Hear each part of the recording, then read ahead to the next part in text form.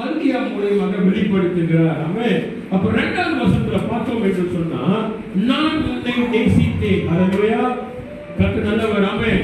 ஆண்டவர் சொல்கிறார், நான் உன்னை நேசித்தேன் என்று சொல்கிறார். நல்லா படிச்சு பார்த்தீங்கன்னா அந்த வசனத்துல கவனித்தோம் என்று சொன்னா, யாக்கோபை நான் நேசிக்கிறேன், ஏசாவை நான் வெறுக்கிறேன் என்று சொல்லி இருக்கும். இரண்டாவது வசனத்தை படிங்களேன். சொல்லுங்க பாத்தியா. நான் உங்களை சிநேகித்தேன் என்று கர்த்தர் சொல்லுகிறார். அதற்கு நீங்கள் எங்களை இப்படி சிநேகித்தீர் என்றீர்கள். கர்த்தர் சொல்லுகிறார், ஏசா யாக்கோபுக்கு சகோதரன் அல்லவோ, ஆகிலும் யாக்கோபை நான் சிநேகித்தேன் என்பதே. ஆமென். ஹல்லேலூயா. கர்த்தர் நல்லவர். ஆமென். இங்க நம்ம சற்று கவனிக்க வேண்டும். இந்த ஏதோமியர்கள், இந்த ஏசா, யாக்கோபு ரெண்டு பேரும் ரட்ட பிள்ளைங்க. உண்மைதானே? வேதத்துல படிச்சவங்க எல்லாருக்கும் தெரியும். ஒருத்தன் சோப்பா இருப்பான், இன்னொருத்தன் எப்படி இருப்பான்? நோமலா இருப்பான். அம்மா பிள்ளை அப்பா பிள்ளை.